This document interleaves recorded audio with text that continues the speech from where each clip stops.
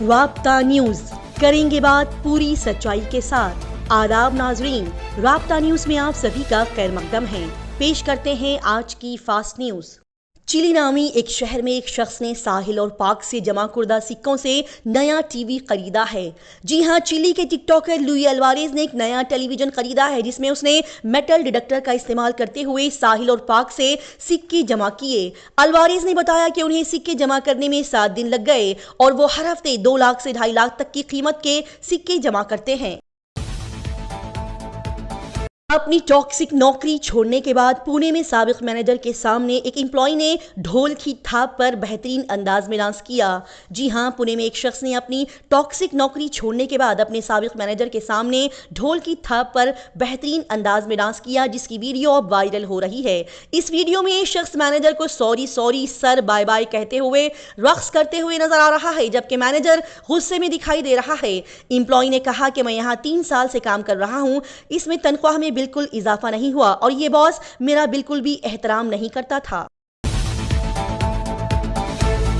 Voter list में खातून category में नाम आने पर एक 78 साल आदमी ने केरला में नाइटी, बालियां और हार पहनकर वोट डाला। कोलम, केरला में इस जुमा को एक 78 साल आदमी एस राजेंद्र प्रसाद ने नाइटी, बालियां और हार पहनकर वोट दिया। दरअसल वोटर लिस्ट में इस बुजुर्ग शख्स को खातून बताया गया। प्रसाद ने कहा कि इलेक्शन कमीशन ने मुझे खातून के तौर पर दर्जाबंदी किया है, इसलिए मैंने सोचा कि मैं बेहतर तरीके से इसकी तकमील करूं। राहुल गांधी पर वजीर आजम नरेंद्र मोदी बोले कि शहजादे ने महाराजा की तौहीन की है और नवाबों के मुजालिम पर खामोश है। कांग्रेस लीडर राहुल गांधी के इस बयान पर कि मुल्क के बादशाह और महाराजा जालिम थे, वजीर आजम नरेंद्र मोदी ने कहा कि राहुल गांधी शहजादे ने छत्रपति शिवाजी महाराज और कित्तूर की मलिका चिन्नम्मा जैसे अजीम लोगों की तौहीन की है। उन्होंने कहा कि हिंदुस्तान में नवाबों, बादशाह और सलातीन के मजालिम पर इस शहजादे का मुंह खामोश है।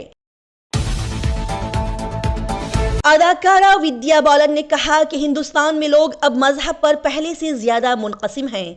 अदाकारा विद्या बालन ने कहा कि हिंदुस्तान में लोग अब मजहब पर पहले से ज्यादा तकसीम हो चुके हैं। उन्होंने मजीद कहा कि पहले हमारे मुल्क में कोई मजहबी शनाख्त नहीं थी, लेकिन अब हमारी मजहबी शनाख्त न सिर्फ सियासत बल्कि सोशल मीडिया पर भी नजर आ रही है। विद्या के मुताबिक वो मजहबी मकामात की तामीर के लिए चंदा नहीं देती, वो सेहत, सफाई और तालीम के लिए काम करने का शौक रखती है। नटी डच चॉकलेट आइसक्रीम न देने पर स्विगी को 5,000 रुपये का जुर्माना आयद किया गया। बेंगलोर में एक सारिफ अदालत ने स्विगी को 3,000 रुपये जुर्माना और 2,000 रुपये की कानूनी चाराजोई के लिए कहा कि वो एक ग्राहक को नटी डच चॉकलेट आइसक्रीम न पहुंचा सका। कस्टमर के मुताबिक ऐप पर ऑर्डर डिलीवरी दिखा रहा था, लेकिन उसे आइसक्रीम मौसूल नहीं हुई।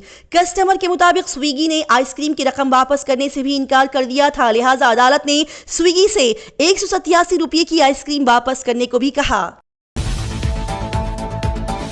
आरसीबी ने गुजरात टाइटंस के खिलाफ 201 रन का हदफ 96 गेंदों में हासिल किया और जैक्स ने सेंचुरी बनाई।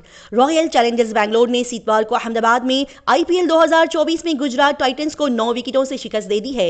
आरसीबी ने विल जैक्स की 41 गेंदों में सेंचुरी और विराट कोहली के 70 रन की बदौलत 201 रन का हदफ 96 गेंदों में हासिल किया। यह आरसीबी की टूर्नामेंट में तीसरी जीत है, जबकि गुजरात टाइटंस की 6ठी शिकस्त है। आपको बता दें कि विराट कोहली ने आईपीएल 2024 में 500 रन का हिस्सा अबूर कर लिया है। बॉलीवुड अदाकार आमिर खान ने दी कपिल शर्मा शो में कहा कि मेरी पहली बीवी रीना ने बेटे की पैदाइश के दौरान मुझे लेबर रूम में थप्पड़ मारा था।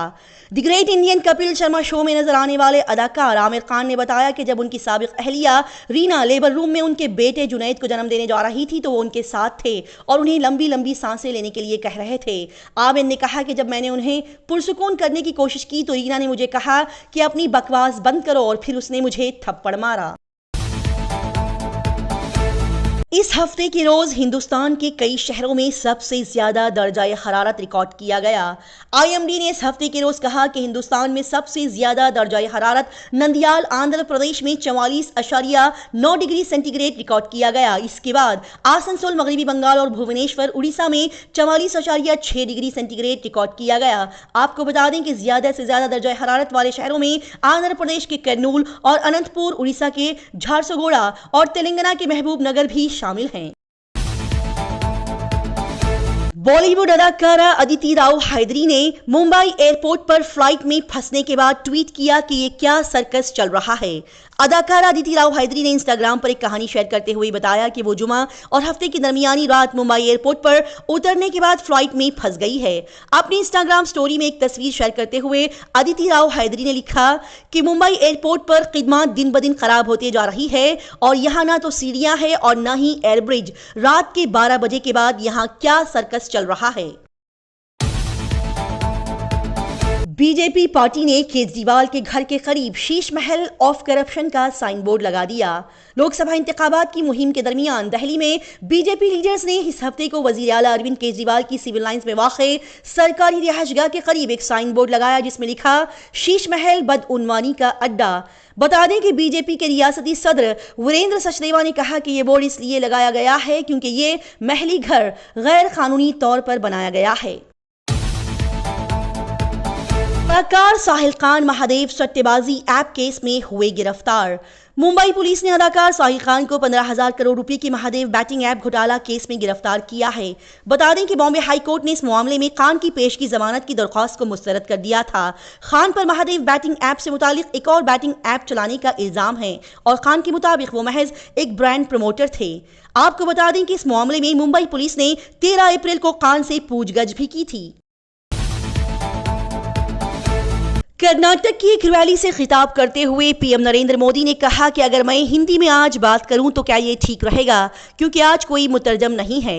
वजीर आजम नरेंद्र मोदी ने दावनगेरे कर्नाटक में एक रैली से खिताब करते हुए लोगों से पूछा कि अगर मैं आज हिंदी में बात करूं तो क्या ये ठीक रहेगा क्योंकि आज कोई भी मुतरजम नहीं है और मैं जानता हूं कि आपकी मुझसे इतनी मोहब्बत है कि आपको अल्फाज को समझने की जरूरत नहीं पड़ेगी। अदालत ने पाकिस्तान में मुकीम सीमा हैदर के शौहर गुलाम हैदर को 10 जून को हिंदुस्तान आने के लिए समन भेजा है। सचिन मीना से शादी के लिए गुज़िश्ता साल गैर कानूनी तौर पर हिंदुस्तान आने वाली पाकिस्तानी शहरी सीमा हैदर के पाकिस्तानी शौहर गुलाम हैदर पर नोएडा की अदालत में मुकदमा दर्ज किया गया है। अदालत ने उन्हें समन भेजा है। अदालत ने गुलाम हैदर को 10 जून को आइंदा समाअत पर अपने शवाहद के साथ पेश होने की हिदायत की है। आपको बता दें कि सीमा हैदर 13 मई 2023 को नेपाल के रास्ते से हिंदुस्तान आई थी। प्रियंका गांधी ने यूपी बोर्ड की टॉपर प्राची से फोन पर बातचीत की जिनके चेहरे के बालों के लिए लोग उन्हें बुरी तरीके से ट्रोल कर रहे हैं। कांग्रेस लीडर प्रियंका गांधी ने यूपी बोर्ड की 10वीं क्लास के इम्तिहान में टॉपर प्राची निगम से फोन पर बातचीत की जिन्हें चेहरे के बालों पर काफी ट्रोल किया जा रहा है। यूपी कांग्रेस के मुताबिक प्रियंका गांधी ने प्राची की हौसला अफजाई की और उनके रोशन मुस्तकबिल की ख्वाहिश की। इसी मौके पर प्राची ने कहा कि वो ट्रोलिंग से परेशान नहीं है।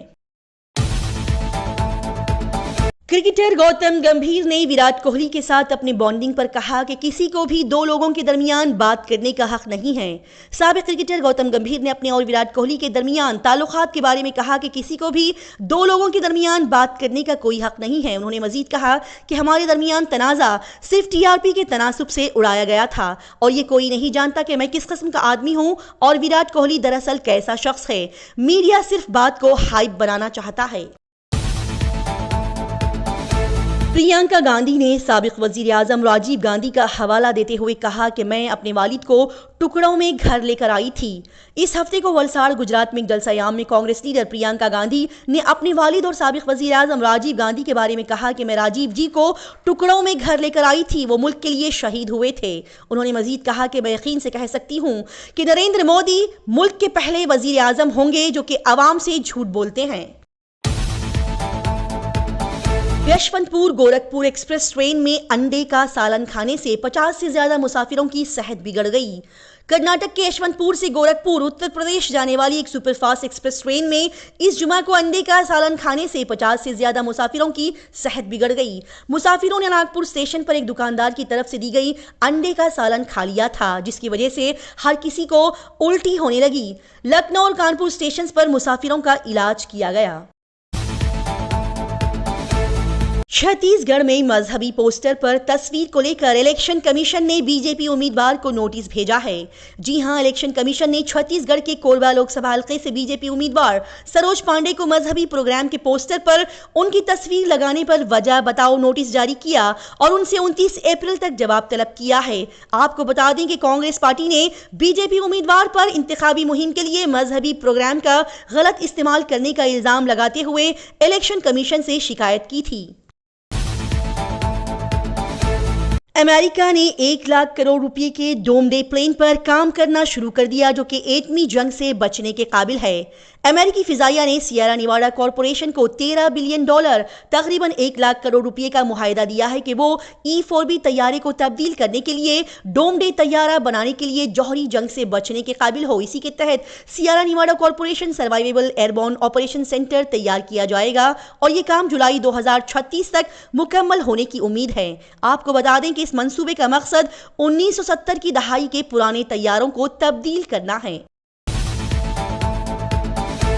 पाकिस्तान में मसलह अफराद के ग्रुप ने सीनियर जज को अगवा कर लिया। पाकिस्तान के सूबा खैबर पख्तनख्वा में मसलह अफराद के ग्रुप ने एक सीनियर जज को अगवा कर लिया है। पुलिस अफसर फहीम खान ने बताया कि मोटरसाइकिल पर सवार तकरीबन 15 अफराद ने जज शाकिरुल्लाह मुरवत की गाड़ी को रोका, उन्हें अगवा किया और गाड़ी को आग लगा दी। खान के मुताबिक जज के ड्राइवर को कोई नुकसान नहीं पहुंचा और जज की तलाश के लिए सर्च ऑपरेशन जारी किया गया। इसी तरह की तेज ताज़ा तरीन और सियासी खबरों की जानकारी हासिल करने के लिए राब्ता न्यूज़ को सब्सक्राइब, लाइक और शेयर करें।